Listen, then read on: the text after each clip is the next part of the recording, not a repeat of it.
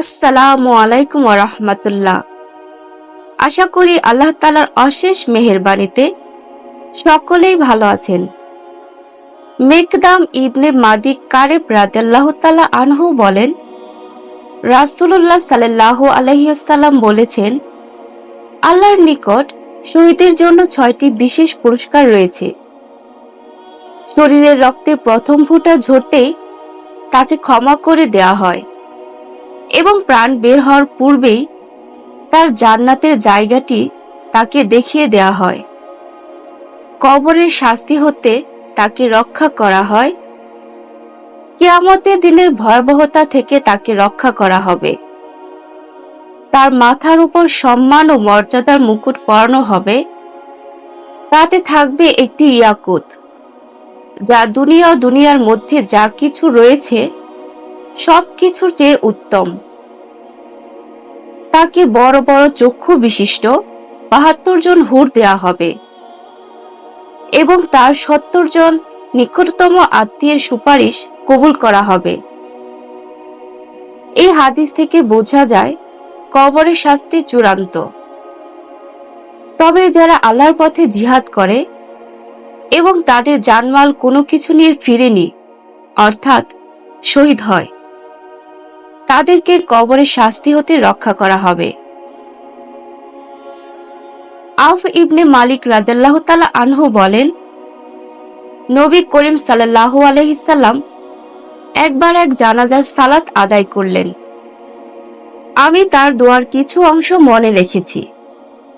তিনি তাতে বললেন, হে আল্লাহ, তুমি তাকে ক্ষমা করো, তার প্রতি দয়া করো, তার প্রতি নিরাপত্তা অবতীর্ণ করো, তাকে ক্ষমা করো, তাকে সম্মানিত আতিথ্য দান করো, তার থাকার স্থানকে প্রসারিত করো, তাকে পানি, বরফ ও তুষার দ্বারা ধুয়ে দাও, অর্থাৎ তার গুনাহ মাফ করে দাও, তাকে গুনাহ খাতা হতে পরিষ্কার করো, যেভাবে তুমি পরিষ্কার করো সাদা কাপড়কে ময়লা হতে।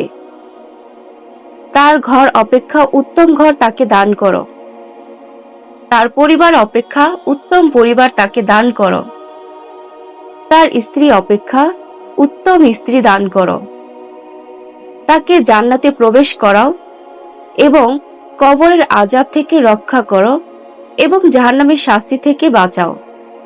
অন্য এক বর্ণনায় রয়েছে, তাকে কবরে ফিতনা হতে বাঁচাও এবং জাহান্নামের শাস্তি হতে রক্ষা করো। বর্ণনাকারী বলেন, আমি আকাঙ্ক্ষা করছিলাম যদি ওই মৃত ব্যক্তি আমিই হতাম। এই হাদিস দ্বারা বোঝা গেল, জানাজার সময় নবী করিম সাল্লাল্লাহু আলাইহি সাল্লাম কবরের শাস্তি হতে পরিত্রাণ চাইতেন। আয়েশা রাদিয়াল্লাহু তাআলা আনহা বলেন, নবী করিম সাল্লাল্লাহু আলাইহি সাল্লাম সর্বদা আল্লাহর নিকট কবরের শাস্তি হতে আশ্রয় চাইতেন আর দাজ্জালের ফিতনা হতে পরিত্রাণ চাইতেন এবং বলতেন, তোমাদেরকে কবরে বিপদের মুখোমুখি করা হবে। আয়েশা রাদিয়াল্লাহু তাআলা আনহা বলেন, মদিনার ইহুদি বৃদ্ধা মহিলাদের মধ্য হতে 2 জন বৃদ্ধা মহিলা আমার নিকট আসলো এবং বলল, নিশ্চয়ই কবরবাসীকে তাদের কবরে শাস্তি দেয়া হয়। তাদের কথা বিশ্বাস করতে না পারায় আমি তাদের কথা অস্বীকার করলাম। তারপর নবী করিম সাল্লাল্লাহু আলাইহি সাল্লাম আমার নিকট আসলেন। আমি বললাম, হে আল্লাহর রাসূল সাল্লাল্লাহু আলাইহি সাল্লাম, মদিনার বৃদ্ধা মহিলাদের মধ্য হতে 2 জন বৃদ্ধা মহিলা বলল, নিশ্চয়ই কবরবাসীকে তাদের কবরে শাস্তি দেওয়া হয়। নবী করিম সাল্লাল্লাহু আলাইহি সাল্লাম বললেন, তারা ঠিক বলেছে। নিশ্চয় তাদেরকে কবরে এত কঠিন শাস্তি দেয়া হয়, সমস্ত চতুষ্পদ প্রাণী শুনতে পায়। আয়েশা রাদিয়াল্লাহু তাআলা আনহা বলেন, তারপর থেকে আমি রাসূল পাক সাল্লাল্লাহু আলাইহি সাল্লামকে এমন কোনো সালাত আদায় করতে দেখিনি যে তিনি সালাত শেষে কবরের শাস্তি হতে পরিত্রাণ চাইতেন না। অর্থাৎ কোনো সালাত আদায় করলে সালাত শেষে কবরের শাস্তি হতে পরিত্রাণ চাইতেন। এই হাদিস থেকে বোঝা গেল, কবরের শাস্তি হতে পরিত্রাণ চাওয়া আমাদের জন্য একান্ত জরুরি। সামুরা ইবনে জুনদুব রাদিয়াল্লাহু তাআলা আনহু হতে বর্ণিত, তিনি বলেন, রাসূলুল্লাহ সাল্লাল্লাহু আলাইহি সাল্লামের অভ্যাস ছিল তিনি ফজরের নামাজ শেষে প্রায় আমাদের দিকে মুখ করে বসতেন এবং জিজ্ঞেস করতেন, তোমাদের কেউ আজ রাত্রে কোনো স্বপ্ন দেখেছ কিনা? বর্ণনাকারী বলেন, আমাদের কেউ স্বপ্ন দেখে থাকলে সে তার নিকট বলতো, আর তিনি আল্লাহর হুকুম মোতাবেক তার তাবির বর্ণনা করতেন। যথারীতি একদিন সকালে জিজ্ঞেস করলেন, তোমাদের কেউ কোনো স্বপ্ন দেখেছ কিনা?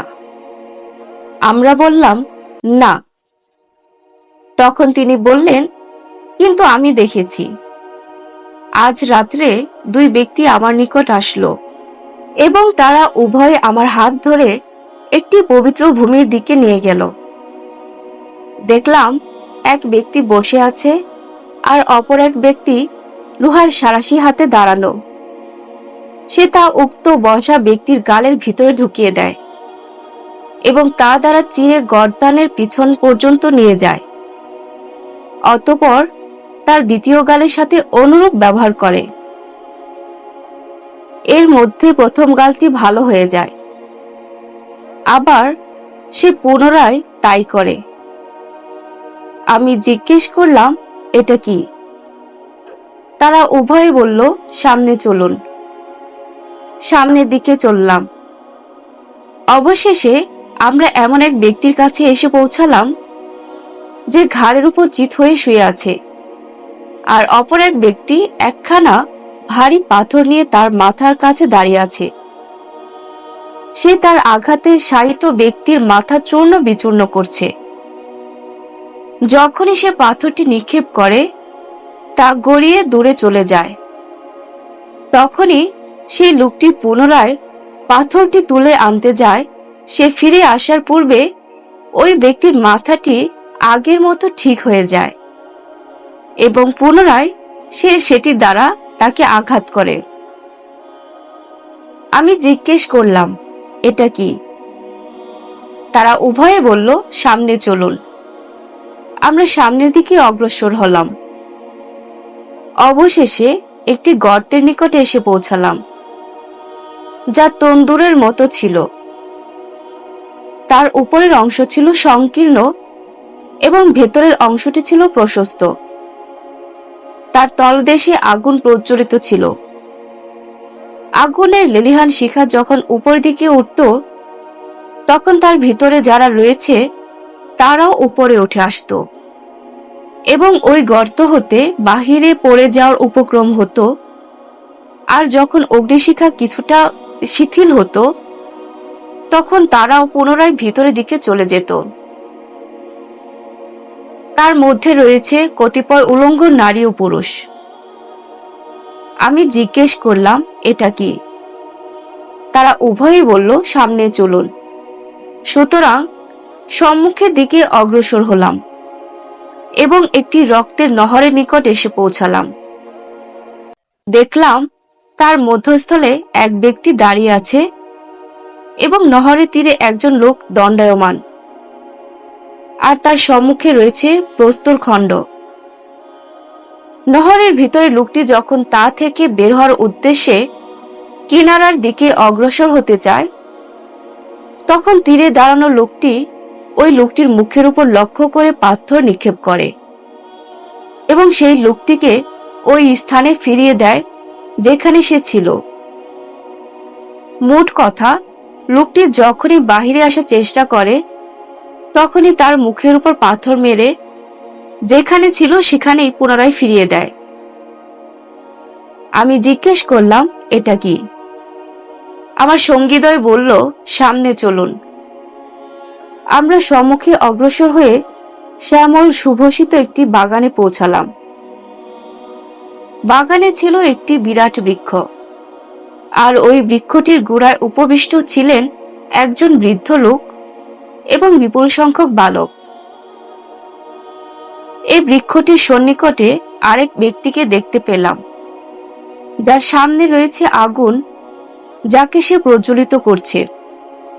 এরপর আমার সঙ্গীদ্বয় আমাকে ওই বৃক্ষের উপরে আরোহণ করালো এবং সেখানে তারা আমাকে বৃক্ষরাজির মাঝখানে এমন একখানা গৃহে প্রবেশ করালো, এরূপ সুন্দর ও মনোরম ঘর আমি আর কখনো দেখিনি।